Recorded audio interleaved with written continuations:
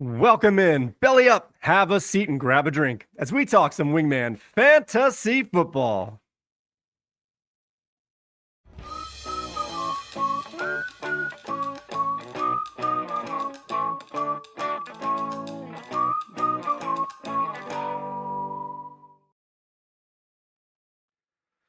Welcome into another edition of Wingman Fantasy Football, the League podcast.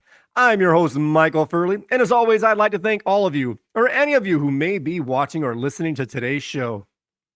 This is episode 83, week 17, ins and outs. It's our championship week, our last live stream of the year. And before we get any further along, let's make sure that everybody is in the room. Wingmen assemble!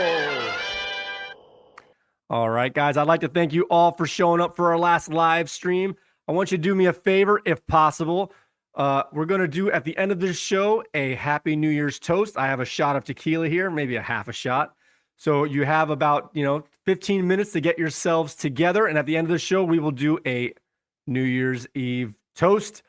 All right, guys, with that being said, this is championship week. We have a battle of our top two teams left. Corey's Mac Daddy 2s up against Jimerson's RedSox Nation. So we will do a light preview of this week. We will have some huge announcements. We'll also do a live Q&A. But first, let's find out who's in or out, who's hurt or not in this week's Actives and Inactives.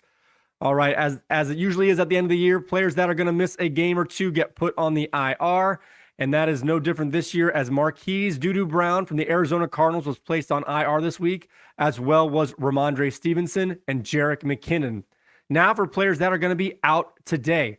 Josh Jacobs is not going to play today, leaving the backfield once again, all alone for Zamir White. Raheem Mostert is not going to play today, so he is definitely not a must-start. Zach Moss is going to miss another game, leaving the backfield to Jonathan Taylor. Jalen Waddle is also going to be out today and may even be out next week, just in terms of the Dolphins' playoff seeding chances here. Cortland Nothing is going to get nothing as he is inactive this week, and Christian Watson is also not going to play this week. Trevor Lawrence is also now inactive. As for players that are questionable, we've got Jamar Chase is optimistic that he'll have a chance to play, but they play at 4:25, and he's going to need to do a pregame warm-up to make sure that he is able to go. Puka Nacua is going to play today. Zay Flowers is going to play. Clyde Edwards-Helaire is going to play, as well as Isaiah Pacheco. Will Levis is back in the starting lineup. CJ Superstar, CJ Stroud is back and going to play today in what I expect to be a high-scoring game for the Houston Texans, and this will only help his wide receiver, Nico Collins. DK Metcalf, who is listed as questionable, is going to suit up, as is his teammate, Kenneth Walker, Texas Ranger. Michael Pittman is going to play. Jaden Reed's finally going to get back going to play today. McCall Hardman's back on the field. Brian Robinson makes his return, and Brock Purdy is going to play today. All right, let's do a light preview this week, as only one game that really matters. But in our first game, we're going to go over the Toilet Bowl. Our ninth place game has Ken's Tampa Brady up against Nick's Waddle away, and the winner of this game will finish the final season standings in ninth place, while the loser will finish the game in 10th place. Ken's Tampa Brady, who I thought was all but asleep, has awakened as he has changed his lineup, taken out some players who are inactive, and is looking to stay out of the 10th place game. And last I saw, however, Nick's Waddle away is falling asleep as he has Cortland Sutton in his lineup, at least as of a few moments ago, and he is not going to play today. On to our 7th place game. We have Team B. I'm Cuban B. Yes, Cuban B. Up against the most lovable team in our league this year, Reggie's Lionized, and the winner of this game will be in 7th place, while the loser will be in 8th. A win today can erase the horrific regular season of Team B as he can improve his season standings to 7th place. And Reggie's Lionized got his dream matchup as he played 8 Lions last night in a heartbreaking game. And as they say in Tropic Thunder, you never go full Lions. Now on to our 3rd place game, our consolation of our big boy bracket. The top 2 scoring teams of the season are battling for 3rd place. And once again, Amazing Spidey has the highest projected score, but it doesn't matter. This game is going to be a battle of the 49ers versus the Bills. As I can only imagine that the 49ers cannot have back-to-back stinkers, and they are going to demolish the Commanders today. And I want all those 49er points that I did not get last week. For Paul's team, all of his teams are at home this week. So he's got a strong matchup in that regard. All right, now it's time to check in on our championship game. Let's take a look at our revised big boy bracket.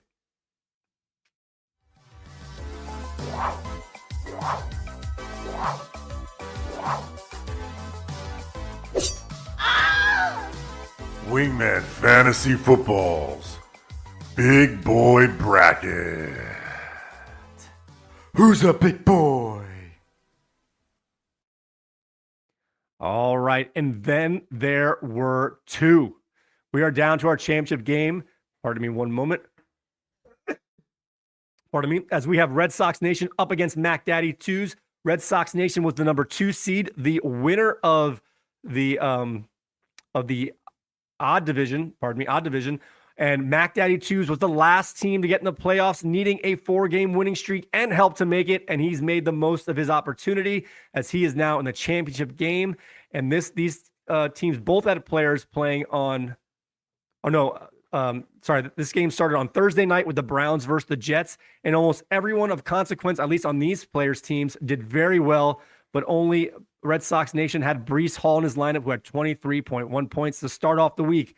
Then we head to Saturday night, last night's game, and CeeDee Lamb had a monster performance, doing his best Amari Cooper impression, getting 35.7 points, while the kicker, Brandon Aubrey for the Dallas Cowboys, had 11 points. So going into Sunday, the score is 34.1 for RedSox Nation to 35.7 for Mac Daddy 2's. The projected score at the moment is 107 for RedSox Nation to 118 for Mac Daddy 2's. And Mac Daddy 2's lineups have all green matchups this week. So he's got a very strong chance to hit those projections, but we shall see, as projections mean nothing, as I had all green matchups last week. All right. So looking at their lineups real quick, we know that Raheem Mostert is out this week for RedSox Nation, but he went with Breece Hall, and that seemed to be a good play as he had one of his highest scoring games. Also, he's sitting his number 1 defense all throughout the playoffs, and he's become a streaming defense player. We'll cross the streams. Excuse me, Egon. You said crossing the streams was bad. RedSox Nation has sat the Dallas Cowboys for a 2nd straight week in the playoffs, and this week he is playing the LA Rams up against the Giants. We'll see if that was a good move or not. I think Dallas only got a couple points last night. Got 3 points, so he can't do much worse than that. So far it looks like a good play. Hard to say. We will see at the end of this day. All right, we'll keep rhyming. The good thing about this week, as opposed to last week, as we will know the champion by the end of the night. All but one player for each team will be done by the 4:00 games, and they will have a 1-to-1 battle for the Sunday night game with Jordan Love up against Ty Chandler in the Sunday night game with the Green Bay Packers heading over to Minnesota. So this is a big game, so we won't know until tonight who's going to be our champion. Let's see. All right, guys. So good luck to both you guys. I also want to mention that Corey last week did a very sneaky move, saying congratulations on sitting Patrick Mahomes in the middle of the game, just to do a little kibosh, a little jinx. So a little jinx on Amazing Spidey, and it worked. Played to perfection. Well done, Corey. All right, we see that Corey is in the room, and he is trying to, says he's going to dethrone our back-to-back champ. He is going to take it home this year. It's a little bold move. Let's see. I shouldn't do that. Can I do that? It's a bold move. Bold strategy, Cotton. Let's see if it pays off for him. I'm doing these on the fly. All right. With that being said, we're going to open this up to a quick Q&A. I don't see too many people in here today, and that's all right. It is a holiday weekend. But with that being so, Quick cheers to anyone who might be in the room today. All right, so we have some big announcements coming up, guys. Big announcements. As you know, this will be our last live stream episode of the year. We will have one more episode next week, and that will be our very first award show. So I want to invite you to come on and watch that. I'm hoping to get it probably be out by Friday, to be honest with you, because I got to put that one together. So by next Friday, we will have our award show. Please check that out. Help us pick out some of our winners with our poll questions. So pick your favorite sounds, favorite sounds this year. Let's see.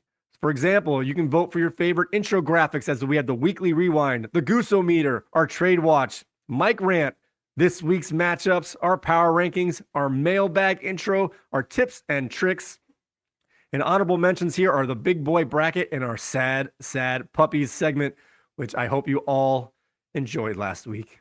All right, a big announcement. We are going to launch a new channel this coming year. We're going to a Wingman Poker channel. It's not up and running yet, but that will be at youtube.com/@wingmanpoker. And in our next episode, the award show, we will have our biggest announcement yet. So please tune in to check that out. All right, guys. With that being said, don't forget you can find all of our audio feeds on Spotify, Apple Podcasts, TuneIn Radio, and Google Podcasts, as well as YouTube Music. Just search Wingman the League. Just get that that content. To find our video feeds, just go to wingmanentertainment.net/podcast. Also, our YouTube. She's out here. Also, our YouTube page at youtube.com/@Wingman Fantasy Football. We are now up to 9 subscribers, so thank you very much. With that, guys, if you guys got yourselves a drink, here's my shot of tequila. I would like to wish you all a very happy New Year.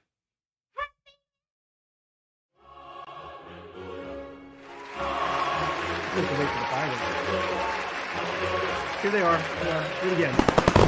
Happy New Year, everybody. Happy New Year. Cheers.